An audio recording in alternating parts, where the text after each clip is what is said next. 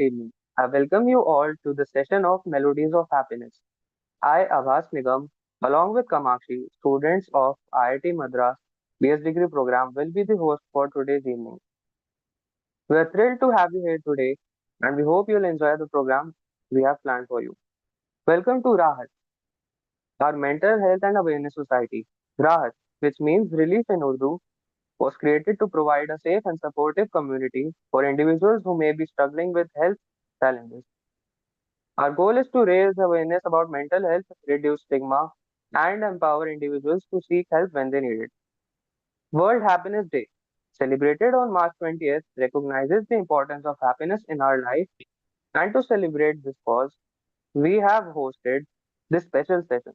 Music therapy is a practice that harnesses the power of music to improve health and well being, including happiness. Music taps into different areas of brain, influencing emotions, motivation, and physical responses. So let's quickly dive into this session. Thank you, Abhas. With that, I'd like to introduce our today's guest, Dr. Baishali Mukherjee. She is a psychologist with more than 12 years of experience in teaching, practice, and research.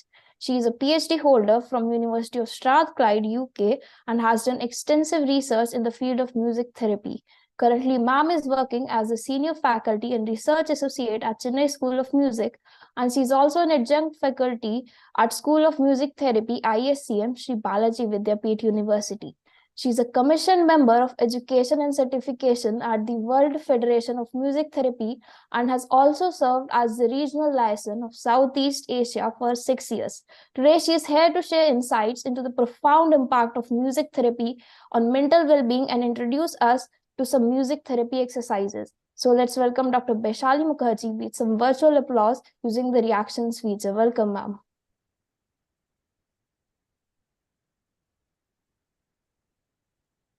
Thank you, Kamakshi and Avas, for a nice introduction. It is a great opportunity for me to speak in front of such a lovely audience that I see all of you are students studying in a very prestigious institution of the country. So it is my genuine pleasure to talk in front of you. So I'll try to reach to each of you.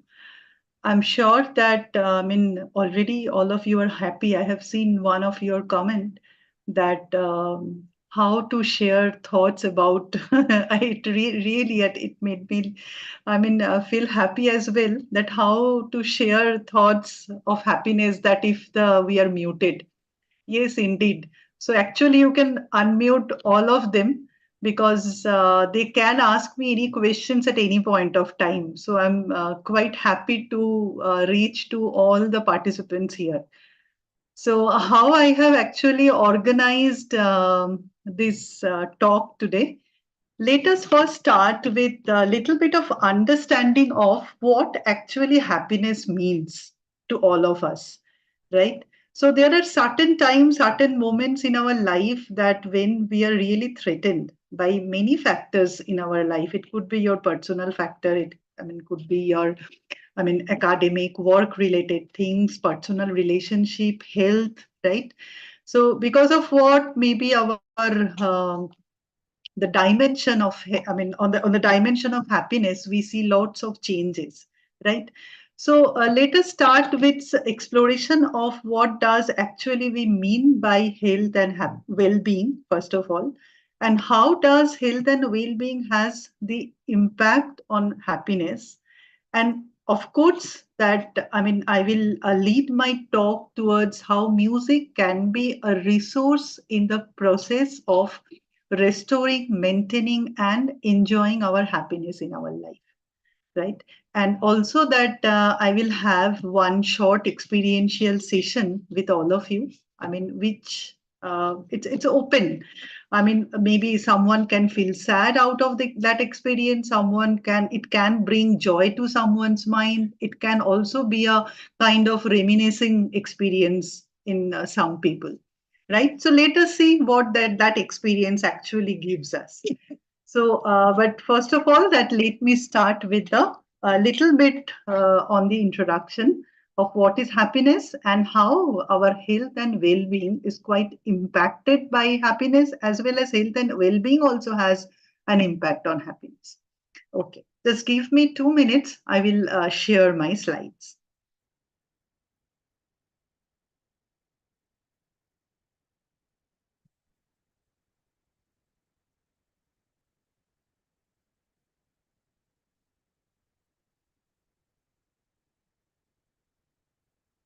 I have shared it. Can you all see the screen? Yes, ma'am, it is visible. It is visible. Okay. So should I make it full screen because it's not?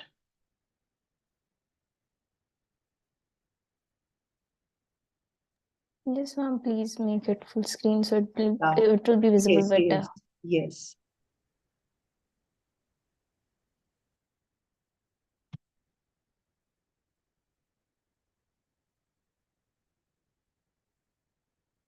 Hmm.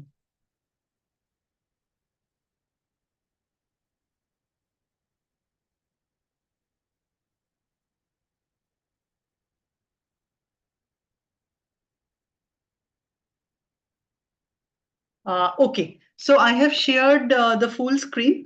If any issue that if you are not able to hear me or can't see the screen, if there are any issues, please immediately inform me so that I can immediately check if anything happens due to the internet connection or any other issues. Okay, so ma'am. Yeah. So I have moved to the next slide. So I think that you have perceived the change, right? So I'm on the slide that is happiness and experience, right? Yes, ma'am. Okay, okay. So I think it's good to go now. Yeah. So today's topic, if you just think a little bit, little deeply, maybe, that happiness is always an experience. It is not a moment that we can really hold it. It's always, whenever we use the term as happiness, lots of experiences. Of it could be related to your past or maybe at the present moment where you are now. So all of these experiences basically they gather together, right? So while listening this talk, maybe you can just think of bringing your own experiences to this context on this virtual platform. You don't need to pay a lot of attention to the content, neither you really need to remember that whatever I am going to show you, it is not a content dependent lecture. It is basically a context dependent lecture. So if I simply ask you, you can simply, reply through chat messages that what makes you happy. If you just pause for the time being, a little bit that pause is important because our mind is always very crowded, right? So it's crowded with many types and kinds of thoughts and emotions. So hardly we pause for ourselves. So if you just pause a little and think that what really makes you happy, at the same time, what do you do to make yourself happy? Do you at all, take any effort to make yourself happy? Or you think that just the like other emotions, happiness is also supposed to come on your way, right? And the third thing is that where does happiness lie? These are really the questions we hardly give ourselves some time to think and reflect on these thoughts basically, right? Of course, what makes us happy, or maybe what are the efforts or the initiatives that we take to make ourselves happy? Of course, there are individual ways, but often we are, at certain times in our life that we are confused that where does the happiness lie? Who are basically the happy people? So, whom we can call, yes, they have the true happiness in our life. Actually, we do not have any answer. Whatever the choices we have, we make that maybe this is by doing this or by saying this, or maybe this is someone that who is always happy. right? We actually have lots of confusions over these thoughts. So, few of the dimensions, let me just tell you. Is it our memory that truly makes us happy? So, whenever maybe that memory comes to my mind, I really feel happy. Maybe my best friend from my school. So, whenever I think of him or her, I really feel happy. Or it is just a moment that makes me. At the same time, if you think that is it our choice that, whenever we are free to make choices, we feel happy. Or maybe it is our compulsion that, we force ourselves to be happy because we know that in an unhappy state, we are not functioning well. So, what it is? Is it something that, happiness is a kind of rewarding effect that it gives because of what we feel happy? Or it is not maybe for myself I'm happy, but for doing others I feel happy, right? At the same time, you can also think of whether something strange makes me happy, or maybe I'm more happy within my familiarity.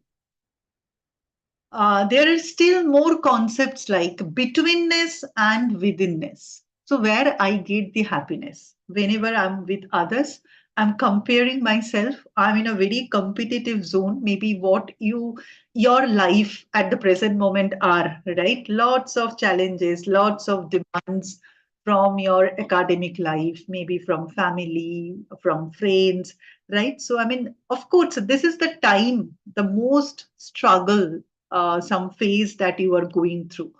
So, what actually making you happy? Is it when you are within yourself that you are enjoying your withinness? Or it is maybe more that you are facing the challenges, you are doing something, you are achieving something. At the same time, uh, personal control or when the control comes from some other external sources. So, where our motivation lies, right, to become happy. So, through our personal control of our life, or when someone else is controlling, guiding, mentoring, through what actually we enjoy our happiness. We also think that in terms of places, right? So, in our Indian mind, still, I would say that we have such concepts. Maybe that someone is going to abroad means more happy because more opportunity to earn money, to earn recognition, a better quality of life, or maybe not better. India is a better place. So, this, controversy between East versus West is also, there we cannot ignore. So it's basically the happiness, whether it comes through the socio-cultural factors. So you can think of all of these for your sake. Now I'm moving to the next slide. You see that one very nice thing, we all want to be happy, but we are confused, of course, that what is this happiness? Most importantly, to understand and to convey to all of you that happiness is basically it is a process and it is our journey, but it is not a destination. At no point that we can say no, this is something that what I have achieved and now I'm happy. So this is something for what actually my life, I have, targeted my life, and so I'm going there and I'm feeling happy, but actually it is not, because we cannot set a target for ourselves. This is after reaching where I will feel happy.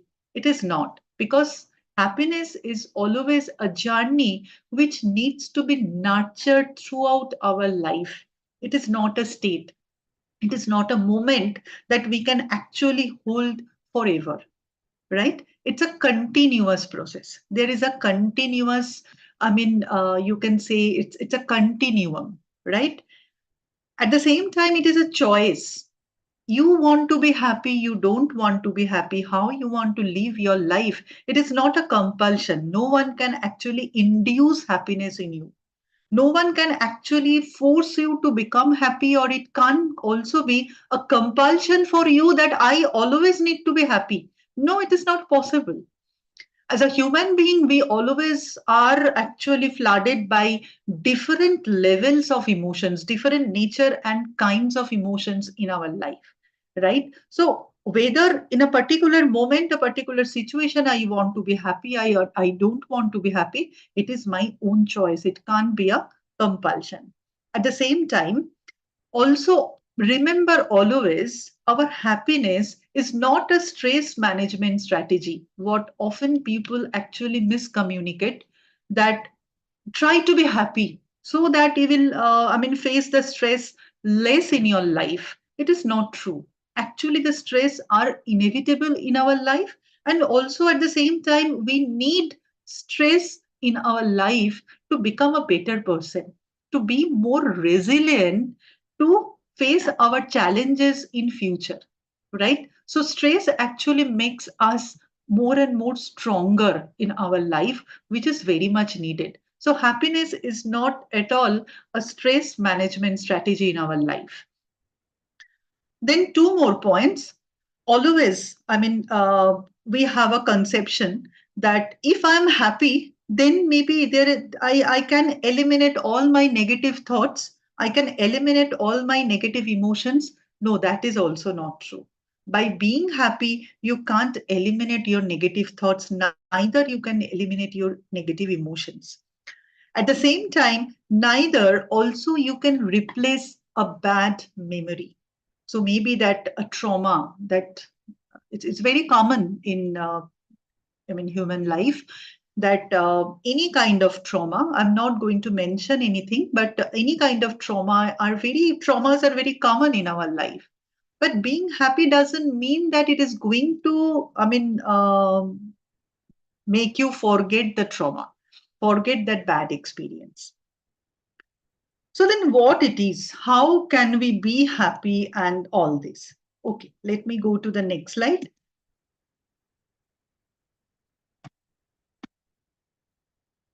Yeah, of course, happiness, it is a mental state. Just like any other emotions in our life, being happy is also an emotion what we all have the complete freedom to select, to make a choice to have in our life.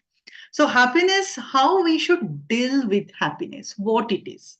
So, if you think that being happy, of course, it is helping me to protect from many negative experiences, then why not to think of happiness as a resource for your life?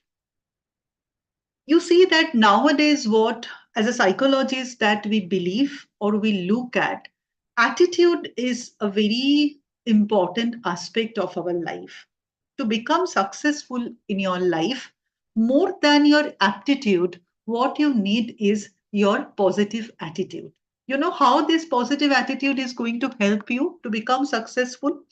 So more positive you are towards your life, towards your workplace, towards the work what you are doing, even to your personal relationship, even towards your family. So more positive attitude you are nurturing towards your circumstances, better the person you are. And you know how it is possible?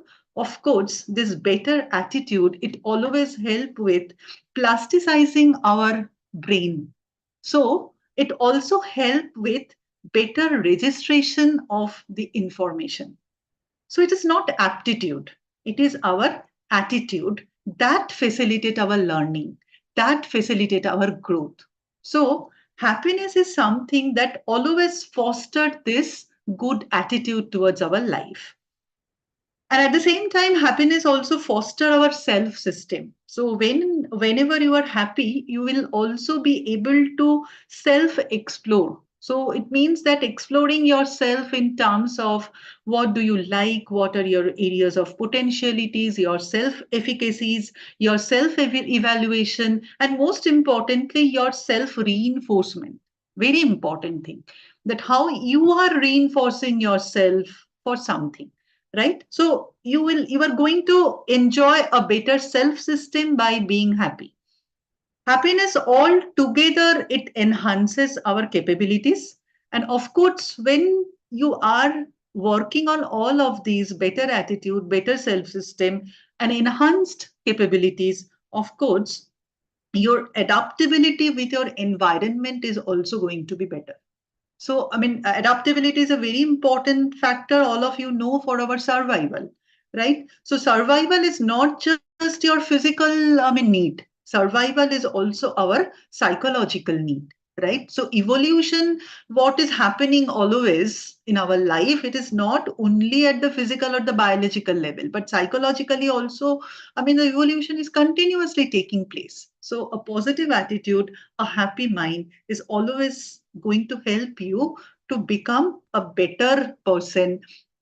With a nurtured adaptability, with a better self system, and of course, finally, to conclude that with a full fledged personality, to become a fully functioning person. There are certain misconceptions also. Let us quickly just go through it.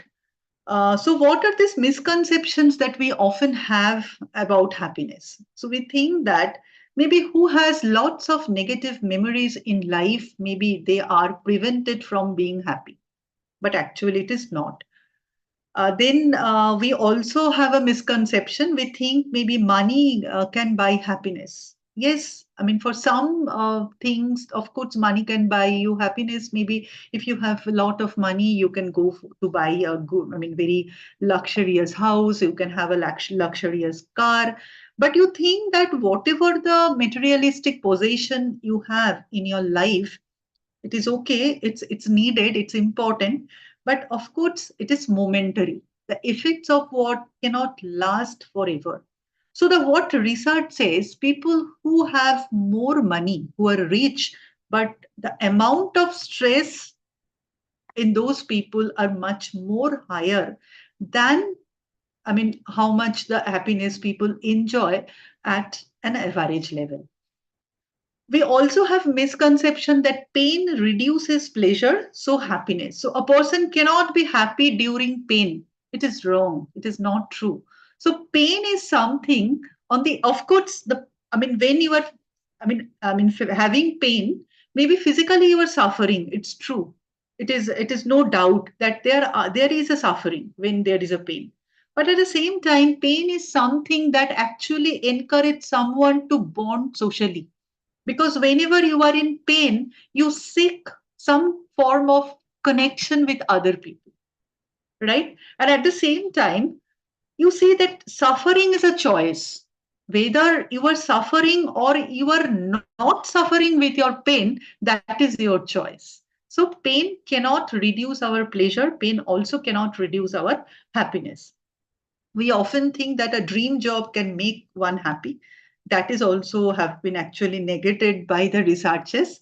So it is same for money as it applies. So maybe a new job, a new position, recognition, lots of money, yes, it can make you happy momentarily, but it is not forever. And then also, this is just to mention that we often have misconception. We feel the people who are suffering with disabilities, maybe they are not happy people. Actually, this is also not wrong. Even a person with disability can lead a quality of life. So, what is the difference between a typically functioning person and a person with disability is there are structural differences, there are functional differences. But of course, happiness is a right for each and every person to enjoy. Yeah. So I'm just mentioning this. I'm not entering into the science of happiness and all, because I know that you are already studying science. So it is at this moment, it is just to enjoy this session. That's what I understood. So it is just to mention, because without which I won't be able to proceed.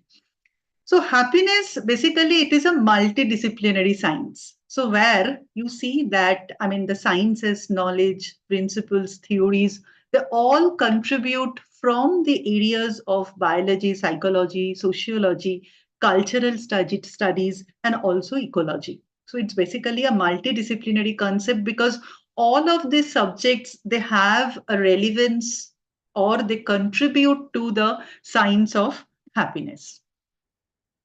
Now, little bit on health and well-being. What do we basically mean by health? Yes, according to WHO classification or the definition, classification system or definition, they say that health, it is a state. It is a state, a very dynamic state where we talk about that there is a complete physical, mental, social, and spiritual well-being is experienced by the person. So it is not just the absence of disease, right? So then what is well-being? I mean, if our health depends on well-being, then what is well-being? Well-being is something that is definitely linked to our positive emotion. That is what we are discussing now is our happiness. And happiness connected with our satisfaction of our life. So it is basically to say that what is our subjective well-being? When do we say, when we can actually say, yes, I experience, state of health and well-being. What does it actually mean?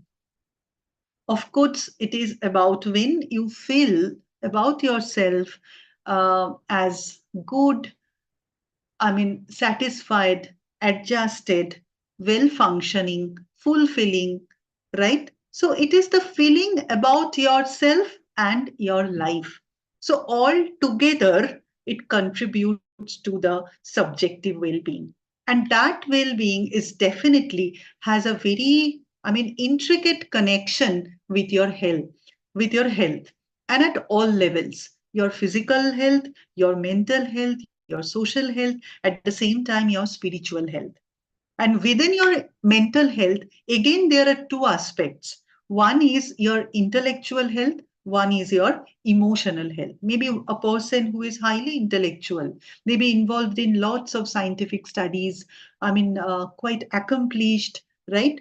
But emotionally, the person is down. Of course, these two are going to impact each other, and vice versa. Maybe someone is intellectually not doing so well, but the person has a very high level of, emotional well-being. So you see that positive emotions can actually facilitate the intellectual functioning of the person. So positive emotions are always, something that nurture our health and well-being. So what are these positive emotions? To just to look at your love, joy, courage, calmness, wonder, they are all the desirable emotions. On the other hand, if you see at the negative emotions that we so-called we say are anger, fear, sadness, disgust, of course they are not desirable, because if you are on those state, with negative emotions, if someone is facing experiencing negative emotions for a long time, so definitely it is going to impact on the person's health biologically, because you know that there will be lots of hormonal irregulation that takes place because of the heightened level of cortisol hormone in our body, that is responsible to alter the functions of all the systems, including your cardiovascular system, your circulatory system, your immune system, most importantly your nervous system, right? So yes, this is just a presentation that, according to WHO classification, that health is a dynamic state of complete, well-being, including your physical, mental, social, and spiritual, and just not the absence of disease. So you see here, then what are these hormones? That determine our, I mean, a healthy body. You can say a happy mind. So, what are these hormones that are responsible to maintain such a state? Yes, you see that dopamine, oxytocin, serotonin, and endorphin. I'm sure that you are familiar with these names. Like dopamine is, it gives a kind of reward effects in our brain. Oxytocin is a hormone that it released when you are in love relationship with someone. So basically, you see that when a baby is born, the primary hormone that is released in the mother's body, especially when the mother breastfeeds the baby, is oxytocin. So oxytocin is a hormone that always bond, always connect between two individuals. So at the same time, serotonin, basically we call it as mood stabilizer and also endorphin. So why do we need endorphin in our body? It works as a painkiller. So whenever that there is a high dose of pain, we take painkillers, right? So these are the medicines. The components which are basically added to it. So when someone is depressed and need to go for taking medication, basically medicines around that area is basically the dopamine and serotonin to be induced to control the state of depression, the mood basically. And most importantly and interestingly, if you see here, music making, that's where actually I'm bringing music here. So, music making is something by using what we can actually um, basically facilitate the release of all of these hormones in our body so to nurture our health and well-being. So music is such a powerful medium that can actually connect and regulate all of these systems, whatever that just now we have discussed, your physical, your mental, your social, your spiritual. So all of these areas of functionality in our life can actually be connected in one point, that is music making. So, use of music, you see that these are the fields, these are the areas like medicine, education, community, our daily day-to-day life, as well as our therapy. So, everywhere, we can see the application of music. I don't know whether you can remember that in your pre-primary grade or primary grade, of course, music was the part of the curriculum, right? If you look at the pre-primary children, they start to learn, their academics by learning nursery rhymes, by singing nursery rhymes, making movements, right? So music is such a powerful medium that connect all of these areas of our life. So here in this diagram, if you see that a musician's capacity, a musician's capability, actually it includes so many areas of his expertise, including creativity, focus and confidence, memory, sight reading skill. Temporal skill in terms of reading and all, hearing skill, rhythmic sense, perception, analytical skill, even the physical coordination, all the vestibular functions. And of course, not just one part of our brain that actually process music. So whenever we are into music, right, maybe you are listening to music or you are performing a music, or maybe you are teaching music, you are maybe you have gone to a party, you were just dancing with music, whatever the form that you are involved with music, basically at the time of musical involvement, it is just not one or two regions of your brain, but your brain as a whole is activated to respond to your musical performances. So this is an added advantage that, by doing what, of course, it brings lots of happiness in our mind by facilitating the release of these happy hormones in our body. What is music therapy? I saw that in your poster, it is written that it's music therapy, right? So, what is music therapy? Music therapy is a science. Music therapy, it's a multidisciplinary area where physiology, psychology, anthropology, even the musicology, so all of these disciplines are quite connected, theoretically, practically, both, and also in terms of its application. So in music therapy, what we do basically, it is a systematic process of intervention like any other intervention. You be it a psychotherapy or an occupational therapy, speech therapy. I don't know whether you are familiar with these therapies, but in music therapy, it exactly typically follows a systematic intervention where we do assessment of the client. Based on our assessment, we plan the intervention based on different methodologies and techniques that come under music therapy.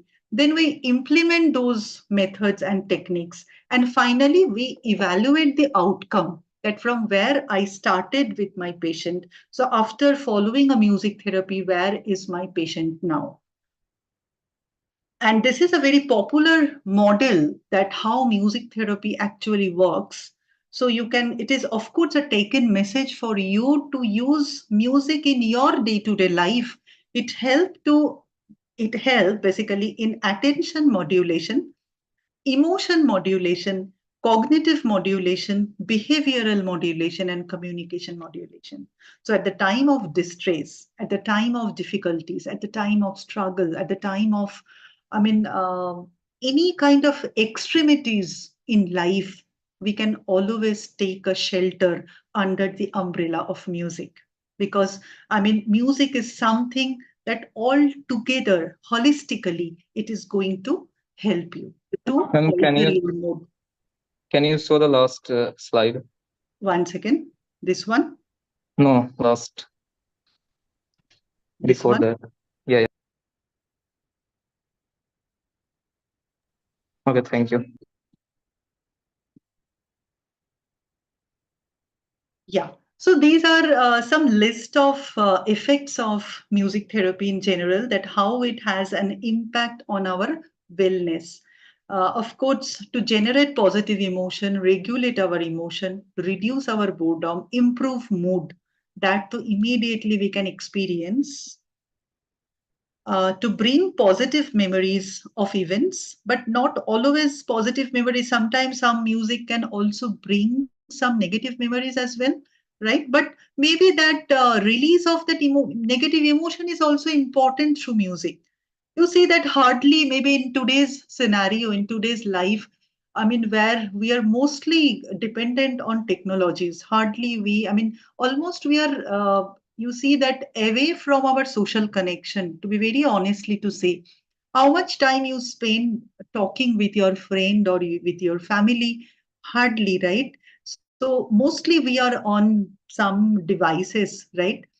So the what is the problem in today's generation, that there are no release. We don't release our negative emotions. And where they then get channelized, of course, a very negative impact on our physical health, on our well-being. So even by listening to a music, if it brings some sad memories for you, that is also okay. That is also good, because that's how you are releasing that negative energy, right? So musical communication is also important. Typically, to give example, that mother baby interaction, when a mother sings for a baby, right? It's so comforting for the baby. This is basically, I mean, almost a food for the baby, right? It's an emotion that the mother basically conveys by singing a lullaby to the baby. Not only mother, even both the parents. So, of course, it's a part of the musical communication to make contact with people. So, I mean, we have in Indian scenario, we often have, I mean, tendency to sit together, friends sitting together, I mean, doing some jamming session, or maybe singing together, sing along, all these. Very important. And also as a part of social function and rituals, of course, I mean, in our Indian culture, music is part of it. During our worship, we use chants, mantras. They are also very important. And of course, music is a medium of our prayer. You see, these are the very basic ways how you can integrate music as a form of, I don't know why these are, yeah. So as a form of, I mean, music making that you can use for your own self-care. You don't need anyone's help. You can help yourself.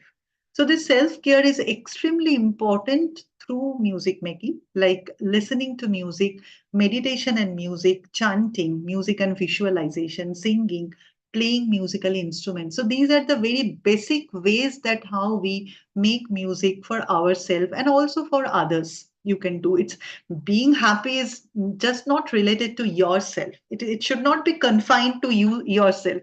If you are happy, you will also actually, I mean, feel like spreading the words of happiness for others. It's very common. So the person who is happy, he also want or like to make others happy, right? So these are the very basic, very, very basic ways. I mean, simply maybe before you leave for your college, you can just simply sit and chant loudly. I mean, you do it for 1 week, then you tell me that what is the effect that you have received out of it. And music and visualization is also a very powerful, maybe in one session we cannot discuss all of them. But yes, you can just note it down. These are the excellent ways how we can actually help ourselves through music making. Um, Yes.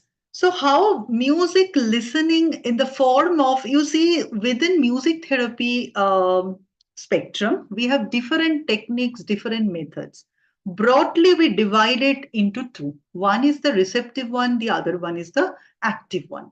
Of course, within receptive and active, there are many more techniques and methodologies and theories are also there. So here I'm just going to talk a little about receptive technique because I'm going to give you the experience of a receptive technique here on this platform. So how does the receptive music listening help? It helps us to relax our mind and body. Of course, we can attain a state of calmness.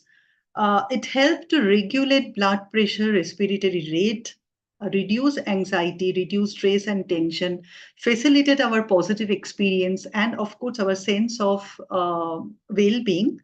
So this is the technique what I'm going to actually use. You can definitely use as a self-care tool to relax yourself and also to rejuvenate your mind and body.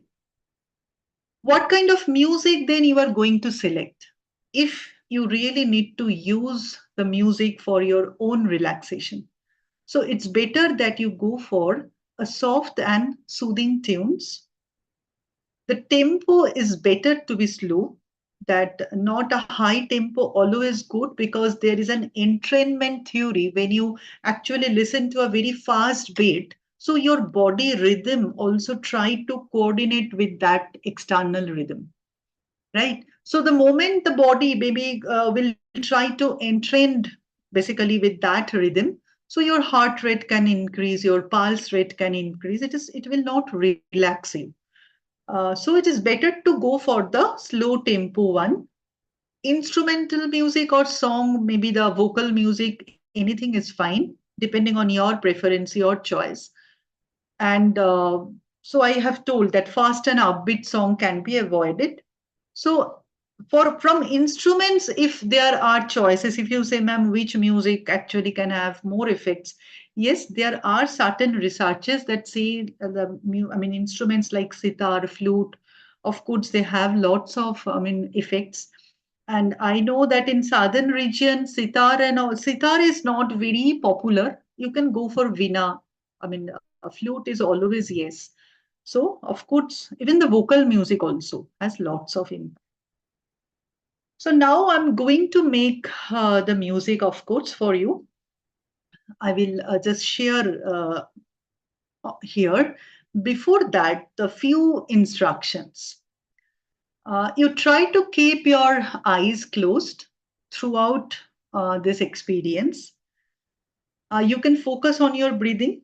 So here on the right hand side, you see that there is a box. I don't know whether you are aware of this box breathing. Maybe you are aware.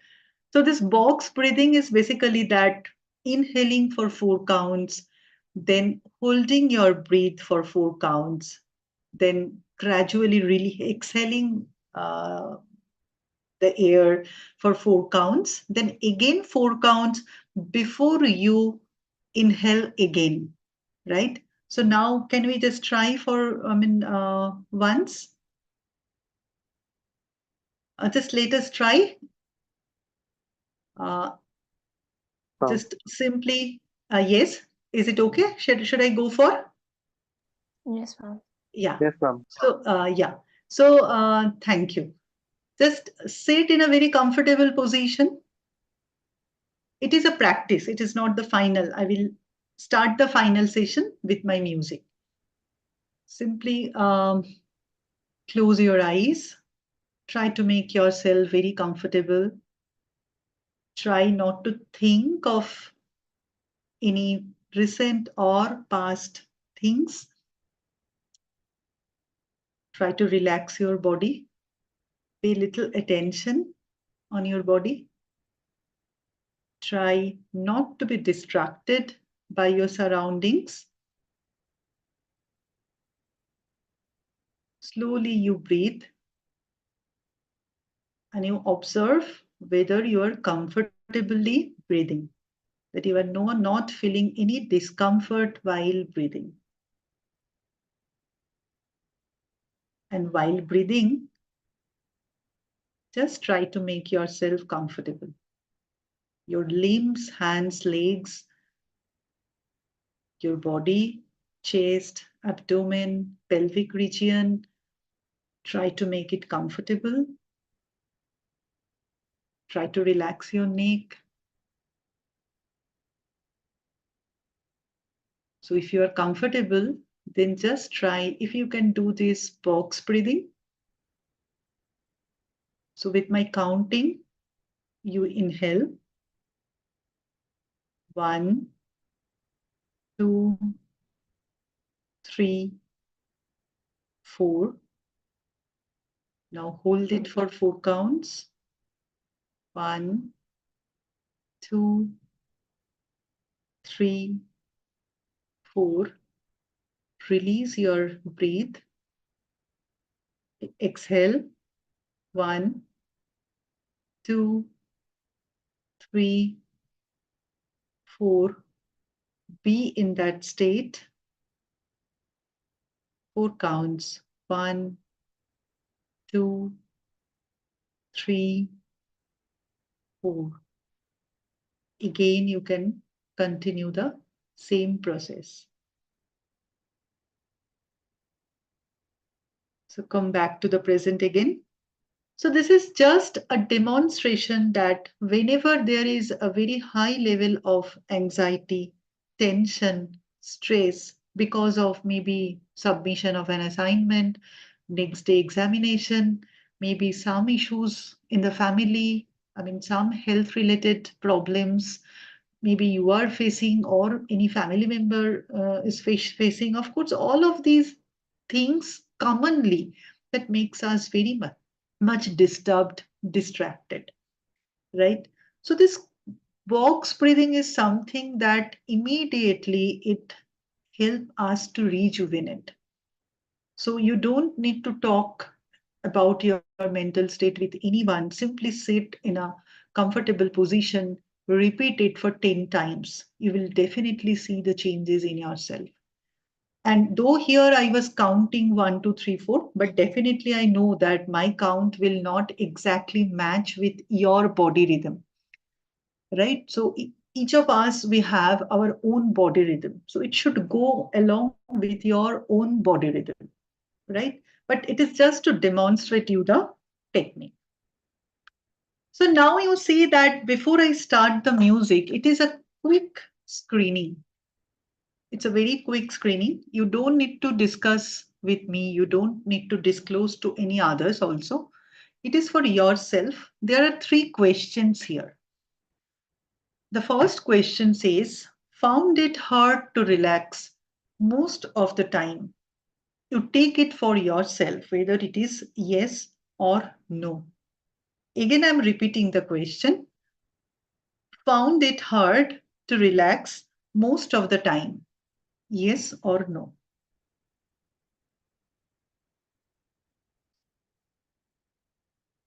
I hope it is done now. Yes?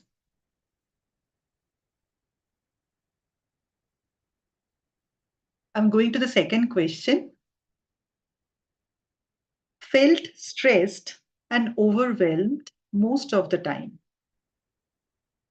Felt stressed and overwhelmed most of the time. Yes or no?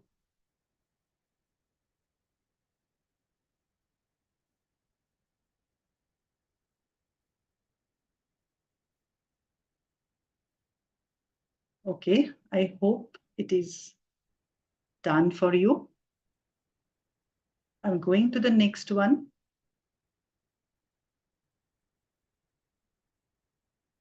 Felt panicky and anxious most of the time.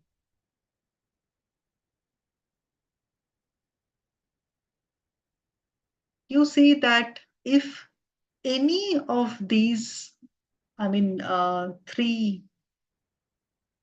statements holds true for you, maybe not always, maybe for some time, maybe once in life or something like that. So you see that you can use it as an index to quickly screen that how I'm doing, what I'm going through. So sometimes you see that it's very difficult for us to understand, am I all right? Maybe I'm seeing that I'm not behaving well. Maybe I'm not good with others. You see that how we can, best understand about your mental health. Do you know that? How do you understand that? When I myself is satisfied with my me, when I see the people around me is also satisfied with me. So these are a quick way that we understand, yes, how I am doing, right? Okay, so that's next level thing about mental health and all. But for these, I'm telling that momentarily, day to day changes, maybe week to week changes. You see that our mental health, our mental well-being, actually, it pay lots of. We pay lots of tax on it, isn't it? So But it we is. can't satisfy everyone around us now every time. Yes, you are right. We can't satisfy. We should not try also to satisfy others. You don't, it is not about satisfying others, but whether you see that other people can adjust with your needs. That we can make sure, right? That whether I see, no, my friend can get along with me, my sibling, maybe my brother or sister can get along with me. That much we can check, right? So I'm talking about that. It's not about you satisfying others, but it is about whether others are okay with you and you are also okay with others. So maybe it is a quick index, so you have the answer for yourself. So what I'm trying to say, so if any one of these is yes, in past 1 month, so definitely there is a component of stress. So what is most important for you is to identify and get rid of, because these are the, feelings, you can say, these are the state. Definitely it inhibits us from being happy, it prevents us from being happy, right? So let me now go to the, you see that I think I need to stop share to share that music, right?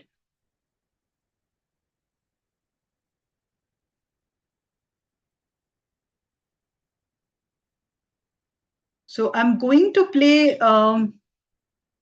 small, it is 8:30. Is it okay to go for? Yes, ma'am. Sure. Okay. So let me play that piece. You simply listen. You don't need to be judgmental. But what I told you, that try to relax yourself.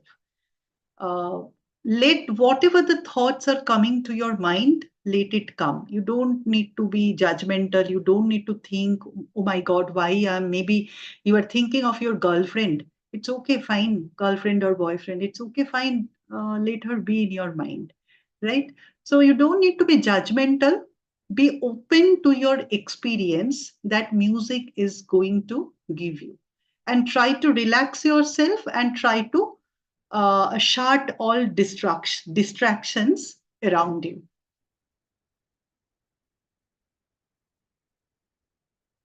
Please tell me that if you can hear the sound.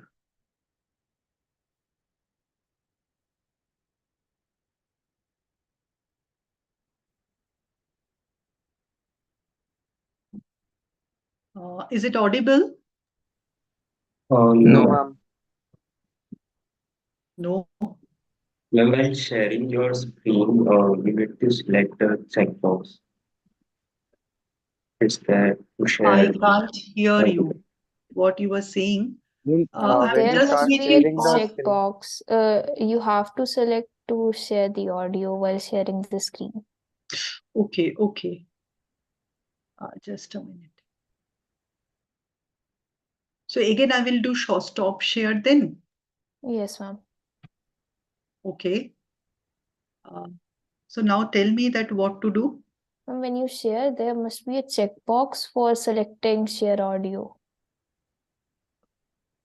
When I'm clicking on it, so it is just Ma'am, it shows the various screen that you can share, right? Along with it, there must be a checkbox. I'm on the right side. It is there. share sound. Share Yes. sound. Yes, ma'am. Yes. yes, ma'am, Okay, that one. okay, okay.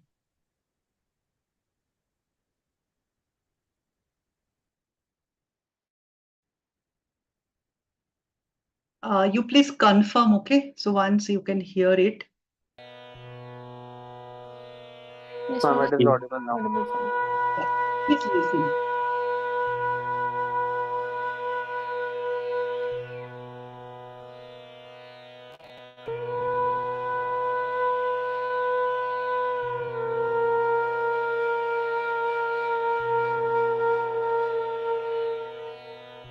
Close your eyes.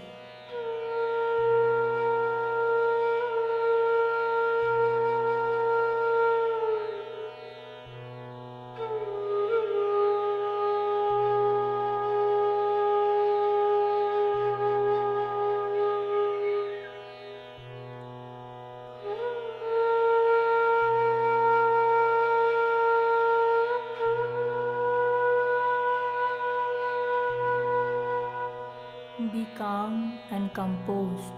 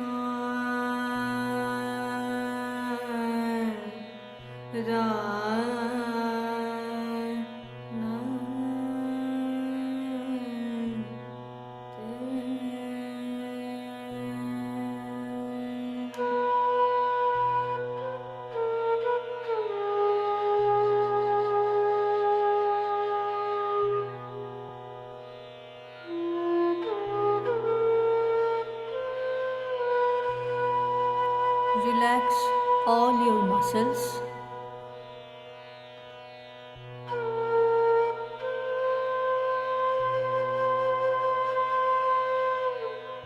Face,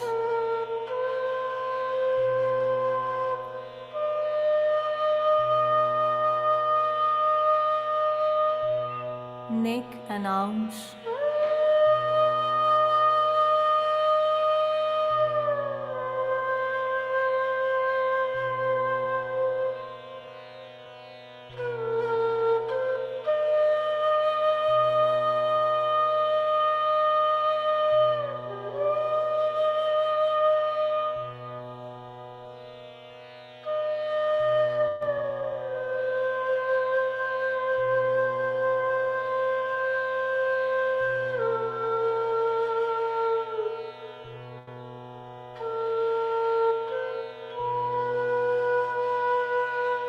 Relax all your muscles.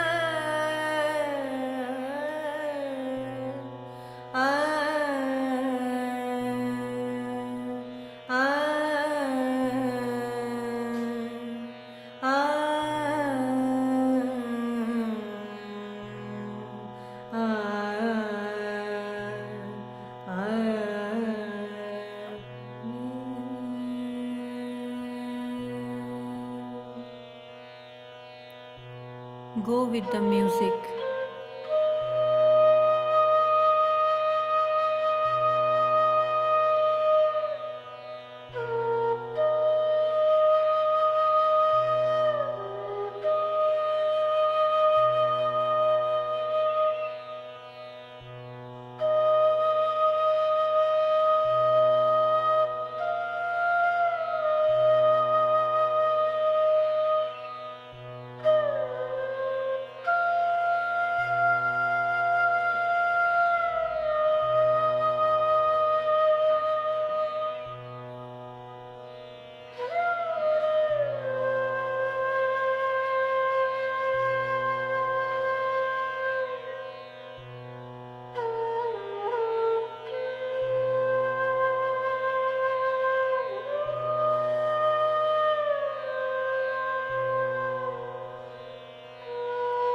Let yourself flow with the music.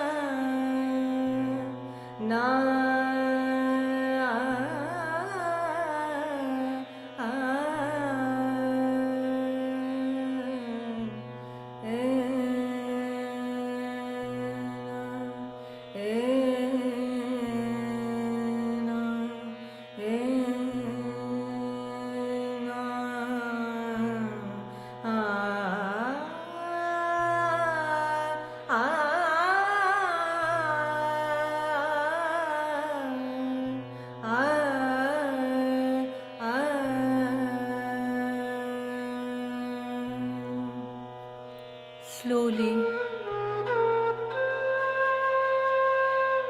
open your eyes.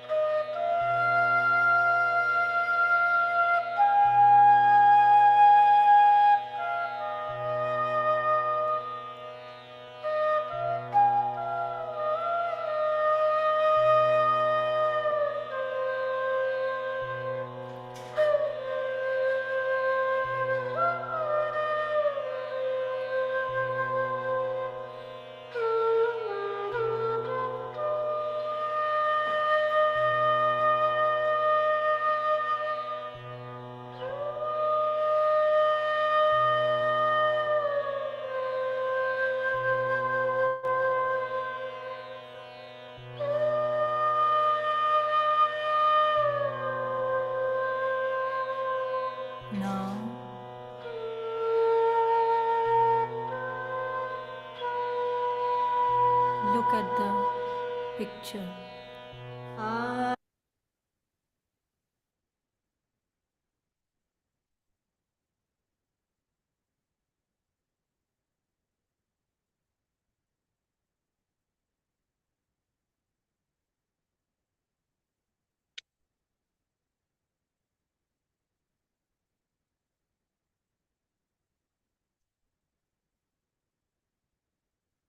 Yeah. So if you would like to share some of the thoughts that came onto your mind while listening to this. Again, I'm telling you, don't be judgmental. Though purpose of this piece, of course, it's to relax, but it's very, possible that maybe we're not relaxed by this music. So, what did you feel about it?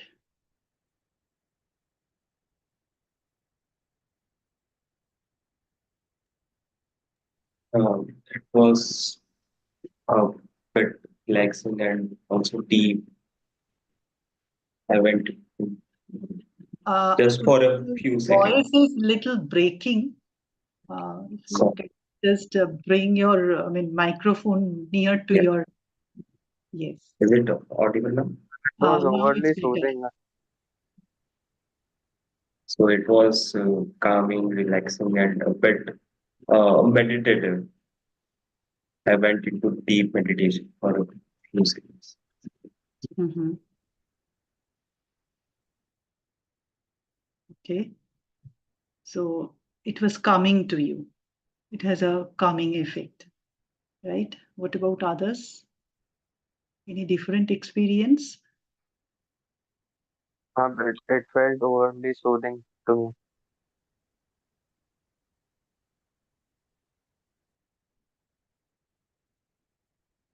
Can you please repeat? Someone said something, but again, I was not able to. Yes, ma'am. Ma'am, I said that it felt overly soothing to me. Soothing. Yes, ma'am. Okay. Someone wrote visualization. Yes. So this is a very powerful way that we can actually relax our mind. I mean, sometimes you see just simply sitting and listening, maybe it can actually lead to some even more anxiety, right? So visualization can be done basically two ways. It can be guided, it can be unguided also. Of course, in a very heightened state, it's better to go for the guided visualization. Here, it's a very short session. Of course, I couldn't show you that how the guided visualization it can actually help. Maybe in future, if I meet you again, then maybe we can have a such session. So guided, uh, we call it guided imagery and music. It's a very powerful way that how we can actually improve our mood, even for coming out of any negative experiences, especially trauma and all those. It helps. Yes. So calming, soothing visualization. Then someone wrote that I I felt me. Okay, completely blank, relaxed, except my mind felt active but positively. Very nice. Yes, very nice response. Of It was a course. very gradual progression from Mhm. being distracted to the calm state of mind. Gradual distraction, you said. Gradual progression. Gradual progression. Okay. So, Yes, yes, of course. Music was also very deep. Both the vocal and the flute, both were very deep and coming. Yes. So just the last slide I would like to display to you. This is that how basically in what ways we can engage ourselves in the form of self-care in our day-to-day life, right? Of course, to conclude here that music can always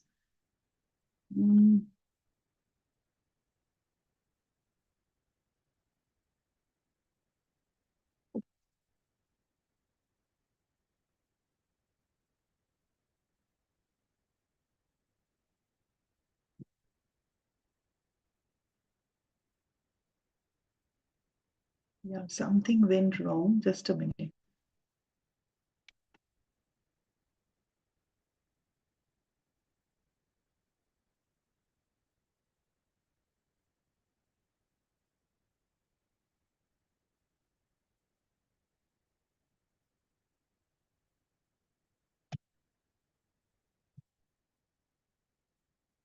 You can see my screen. Yes, ma'am, it's visible. It is visible. Okay.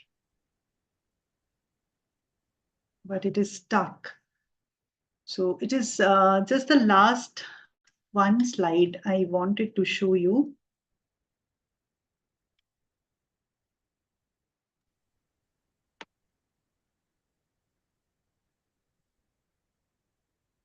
Yeah.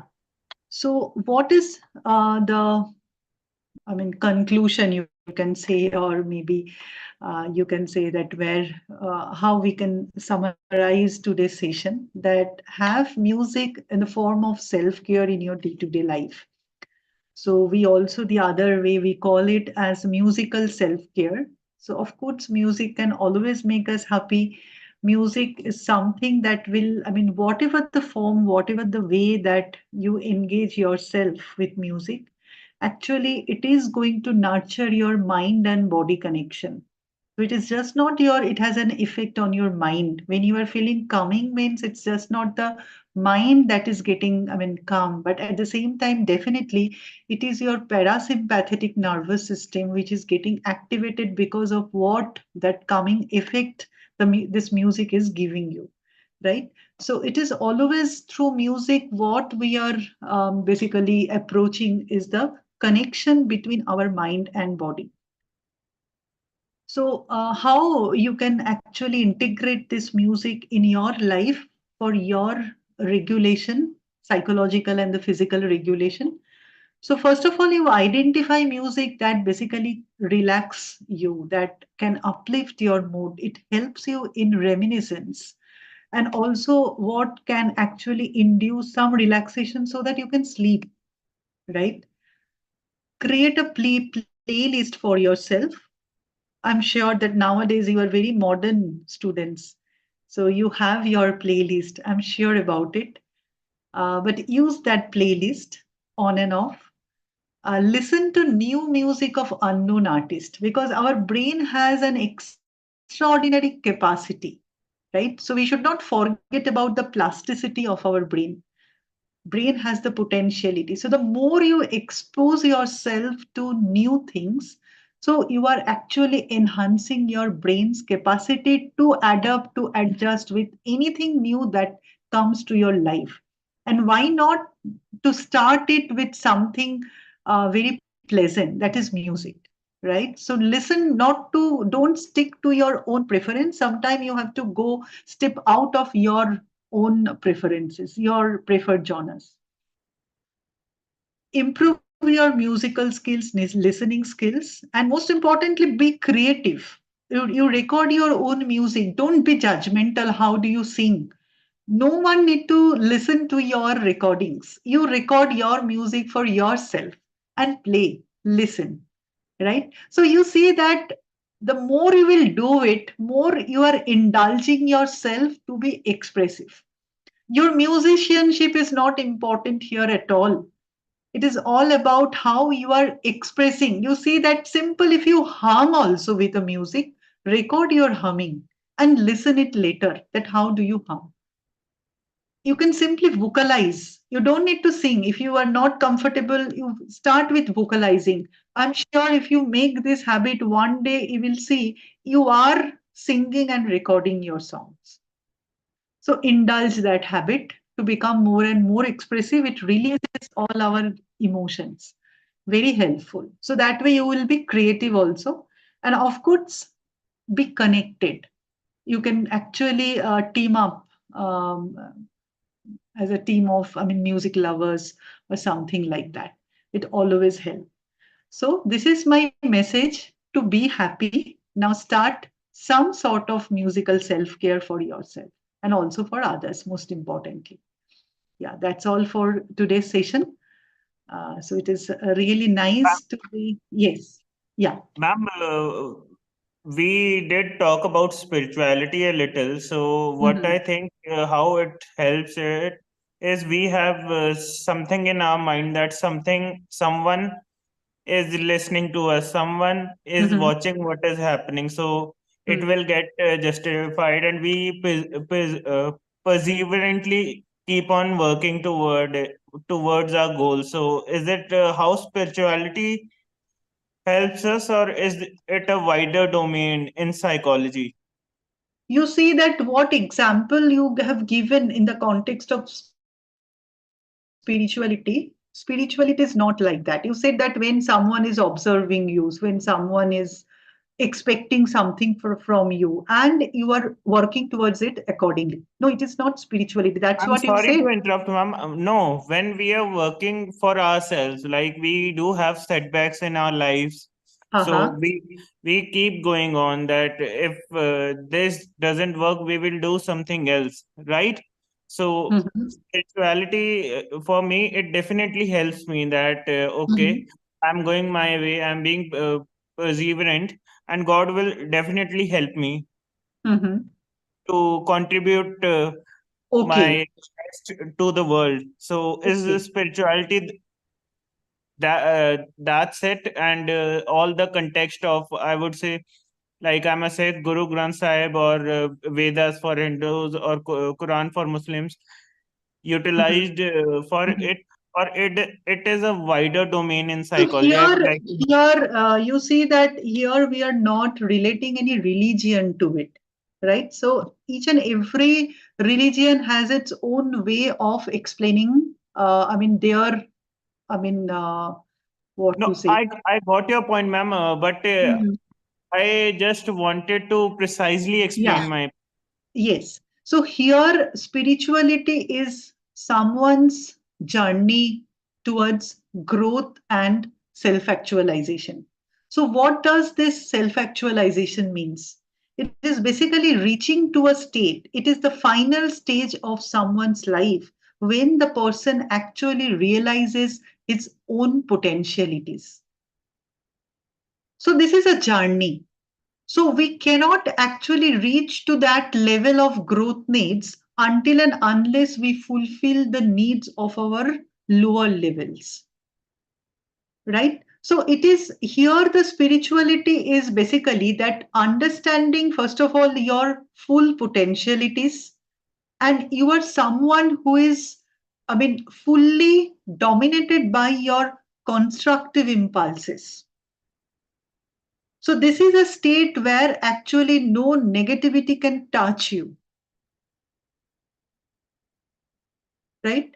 So, it is something I'm beyond. hearing a So, and person. at the same time, okay, let me complete. I'm So, sorry. at the same time, it is not, I mean, a person at the level of spiritualism who has reached that stage, of course, that person will not be dominated by these individual needs. So you are connecting yourself more with the universal needs. So at that point of time, I mean, your own instinct, your own desire will be negligible, whether you will be more, you will prioritize more what are the social needs, what are the universal needs, and you can contribute to this. So actually, a scientist also at a very higher level when he's, I mean, doing his researches, discovering things, definitely it is a spiritualism. A musician, when beyond anything devotes him or herself to music, it is a spiritualism. So it is an individual's journey. So nothing to relate with that. What do we basically expect that God is going to give us because of my karma and all? I'm not bringing those concepts here. So, spiritualism here, it's more of a belief system, realizing your own potentialities, dominated by your constructive, positive emotions and impulses. And it is, you see that not in one day one can become like that. It is a journey towards our spiritualism.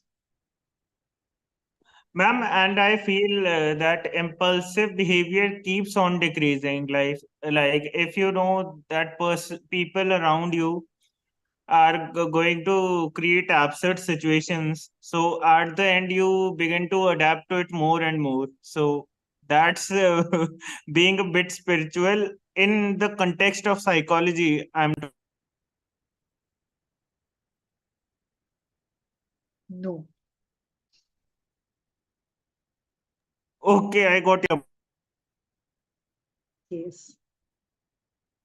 You see, it is it is a science.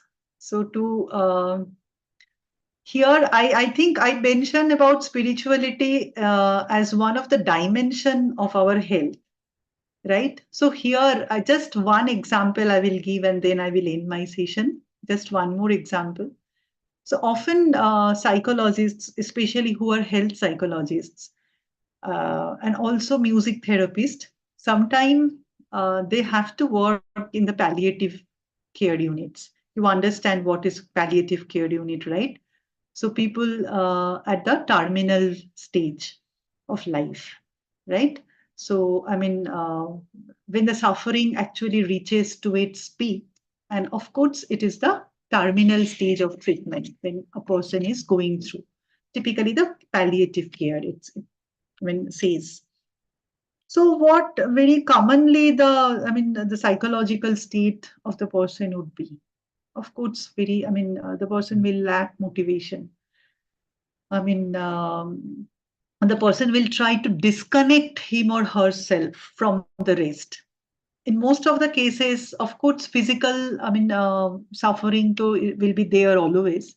But along with that, the psychological distress actually make the situation even more complicated. So at that point of time, how you can motivate that person to still to continue the treatment process, still to be happy in whatever the situation the person is in. You see that today, just now only that in one of my institution that we are conducting a workshop on palliative care, how music help in that unit. So most of the experts, what they're saying till the last, breathe, that you have all right to be happy. So at that point of time, where can your happiness lie? Of course, in your spirituality. So at that time, you have no other way to motivate the person. Maybe you do this, that then you do this karma, and something good is going to happen. Or you give this to your son, so your son will be very happy for you. No. So the person's journey, how you can assist the person in the journey, of course, for something beyond your physical and mental structure. So that is the spiritualism, that your belief system, right? So it's a very big term. It is a very big word. I also don't know whether I'm able to completely, discuss about it. I But got it, ma'am. this And is the it's spirituality. continued to be optimized and built upon, right? Yes, your potentiality to be optimized.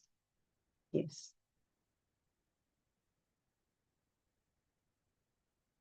So that's how, of course, you see that the question comes, it's not from you. Many,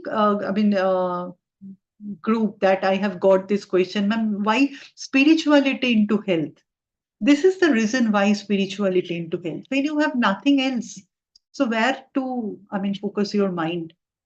Of course, it is beyond your physical, mental boundaries.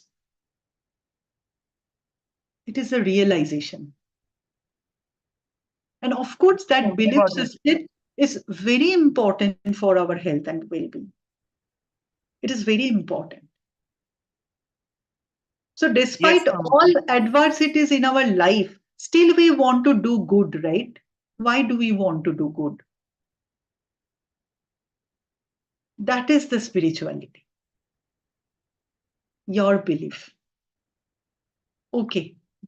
So, anything else? Any one of you have any more questions for ma'am? Please raise your hand. Please go ahead. Ma'am, I had a question that If I'm being very optimistic, then how do I prevent myself from being becoming careless? Like How I do you guess prevent there's a very yourself thin from becoming careless. fearless? Yes, ma'am. You said that if you are very optimistic. Yes, ma'am. Like I would think in every Uh-huh. situation, the outcome will be always positive. So there would be no fear of failure, and maybe I'll become careless. So how do I prevent myself from becoming that? You see that, I mean, from where our fear comes, you know that?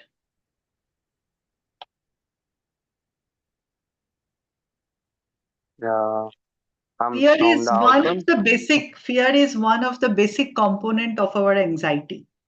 So who are anxious, the first thing, the first symptom the person experiences is fear. And you know that it is a fear of what? Fear of future. And also it is Yes, based ma'am. on our apprehension. What will happen? So this is Yes, what ma'am. I have objective, what objective I have in my life. So I'm very scared. I have lots of apprehension whether at all I'll be able to achieve, I'll be able to reach my goal, right? And you know that why this kind of inconsistency actually emerges in our mind. It's basically when our perception of ourself and what is actually there in my reality, they are not similar. So maybe I Yes, think ma'am. that, for example, that what example I can give you? Maybe now at this stage, if I say that I want to appear for what? Maybe a software, I want to become a software engineer, right? So after these many of years of experience in my life, so this is my ambition, this is my goal. Whatever I have done is done. But now I completely want to focus and I know I'll become an engineer. So do you think that my goal, my self perception, and what is actually in the reality, they are actually, they basically overlapping with each other? No.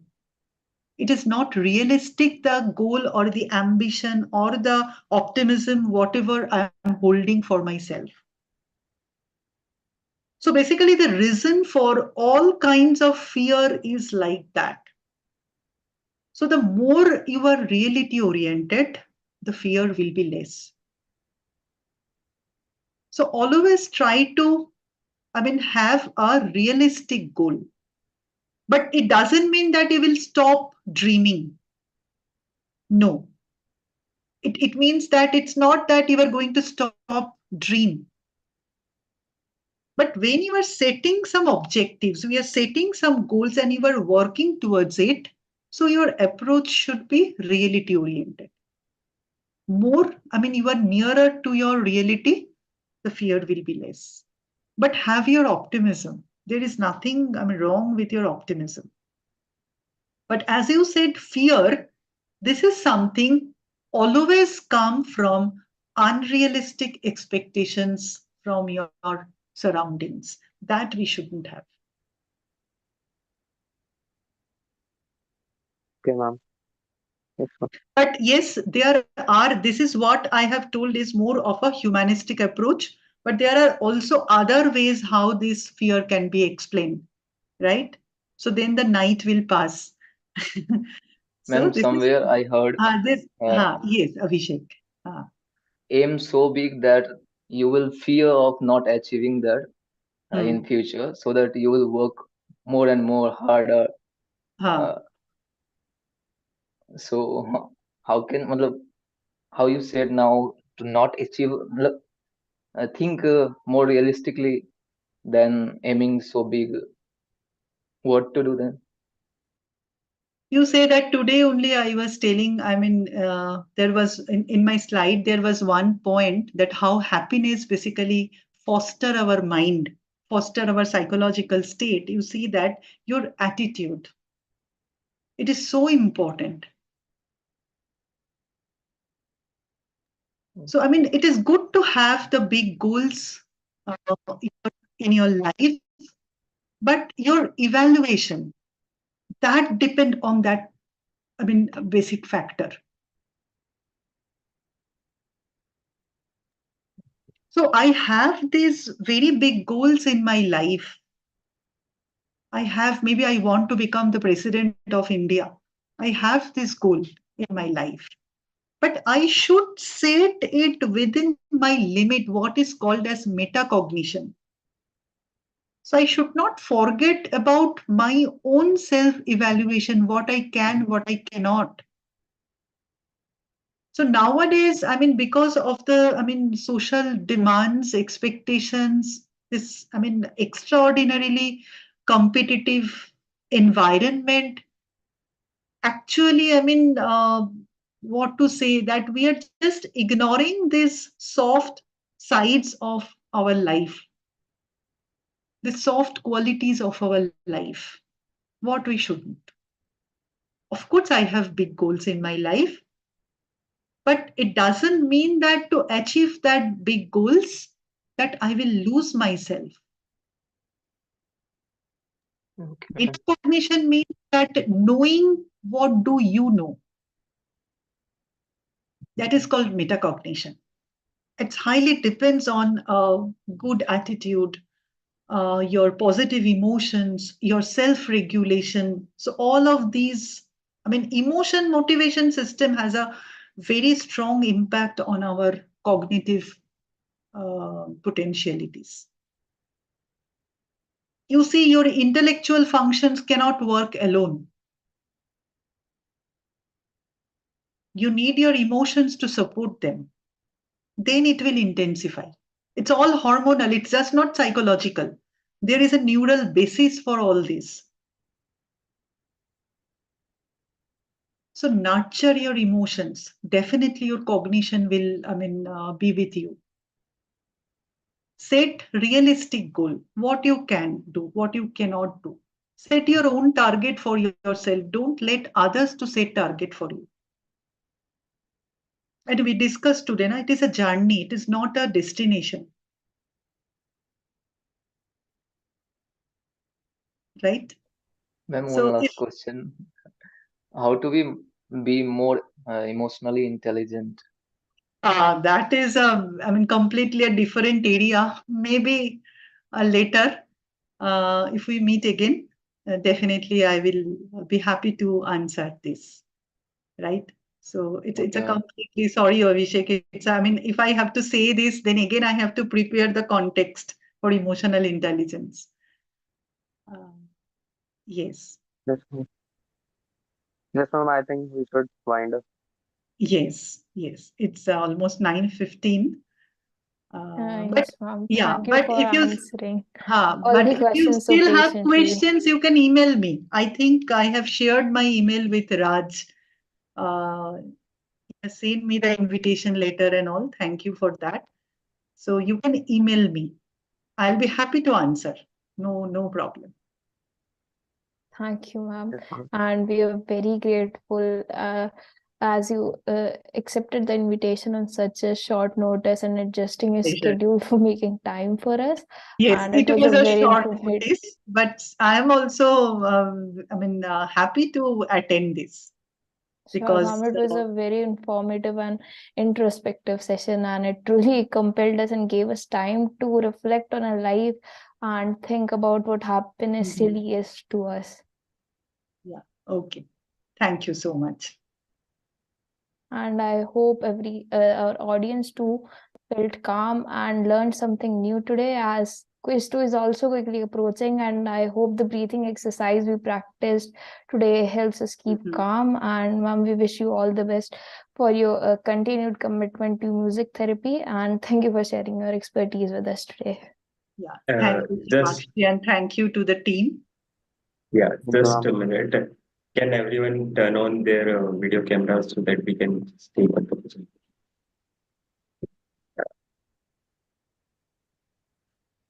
Yeah, thank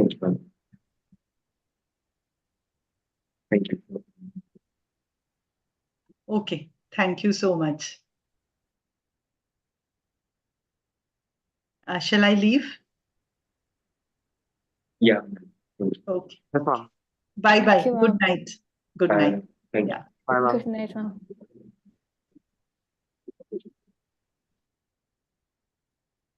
Thank you guys for joining us today. We hope to see you again in our upcoming event. Let's not forget to support each other and strive for a healthier mind and body. You can join our society from Google Forms and the respective WhatsApp group. Live stream of this session will be available on Raahat's YouTube channel, where you can also find previous sessions too. Good night all and all the best for quiz 2. Bye everyone. Bye. Thanks for coming.